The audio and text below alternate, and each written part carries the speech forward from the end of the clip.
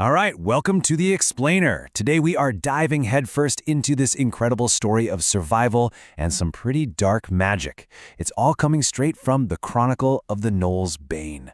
We're talking a full-on undead chase, a super mysterious tower, and a secret that, well, it changes absolutely everything. So, let's just get right into it. The story kicks off in this incredibly grim, frost-bitten land.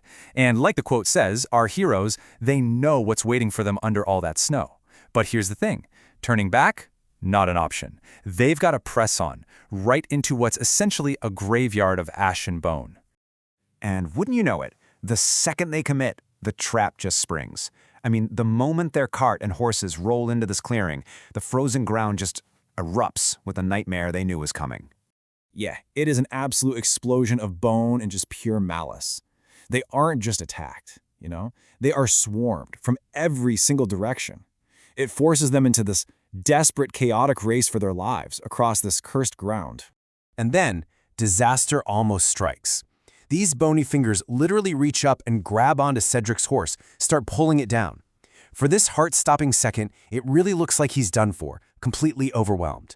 But with this incredible surge of just raw power, the horse breaks free. It gives Cedric just enough time to leap back into the saddle and get back into the race.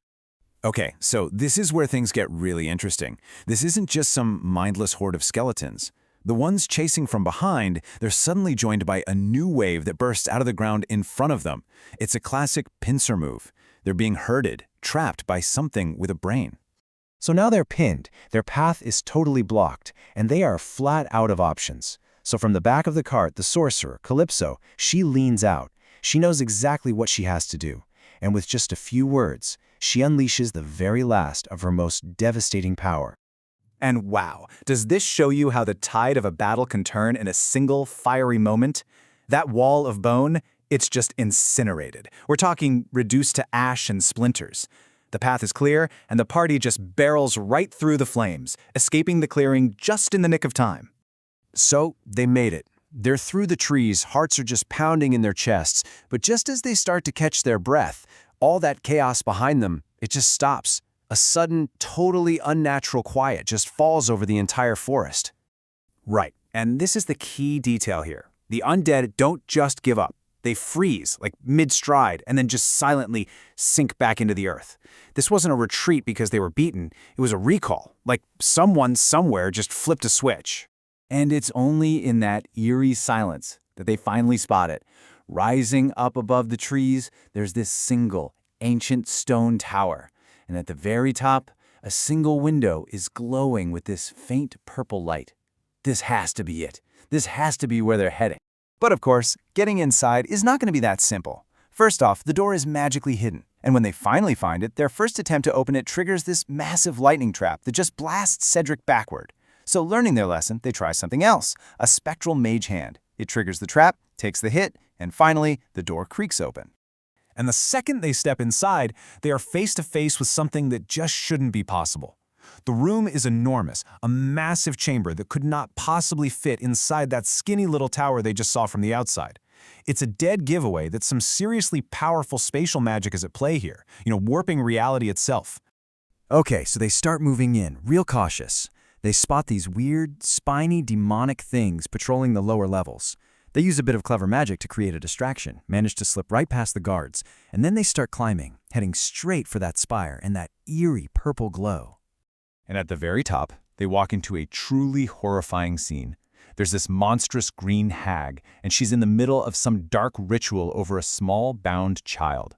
She looks up, her voice is this low growl. She's clearly not happy about being interrupted, but hey, she also sees it as more ingredients for later. The heroes, they don't even hesitate for a second. It's this beautiful, coordinated attack, and it is all focused on one thing, getting that kid to safety. Cedric just shifts into a giant bear and charges, creating the perfect diversion. At the same time, Thane casts a levitation spell, literally lifting the hag off her feet and breaking her concentration.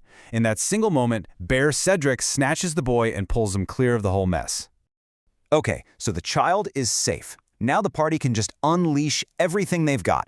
The fight is just a whirlwind of steel, spells, and arrows. It's brutal, it's precise, and in the end, it's decisive. The source material makes a point to say her end wasn't some big, flashy explosion. It was just a final, quiet end to all her evil. So the immediate danger is over, the child is rescued, and you'd think that's the end of it. But this is where the story takes a really interesting turn. As the boy starts to recover, he reveals one tiny piece of information that makes this whole mystery so much deeper than just a monster in a tower. And this changes everything. Because the boy isn't just some random victim. He's from Cedric's own druidic circle, the Amber Druidic Circle. His being here, in the middle of this dark ritual, it suggests this was a targeted, personal attack against Cedric's people. And that just opens up 1,000 new questions, right? Later on, when they're all resting around the campfire, yet another layer of mystery gets thrown into the mix. The warrior, Roberto, he starts talking about his past, and, well, as you can see here, it is worlds away from their current reality. He's talking about a city called Squall, about surfing on oceans and skating on docks, a whole pirate community, and being recruited by some guy named Admiral Tonio Hawk. I mean, it sounds like he's from another world entirely. So let's put this together. We've got these two absolutely stunning revelations. We have a child from Cedric's own home, kidnapped for some dark purpose. And we have a warrior, who seems to be from a world of pirates and skateboards, now fighting monsters in this ancient forest. These aren't just random, separate stories. You can feel them weaving together into a much bigger, much more sinister picture.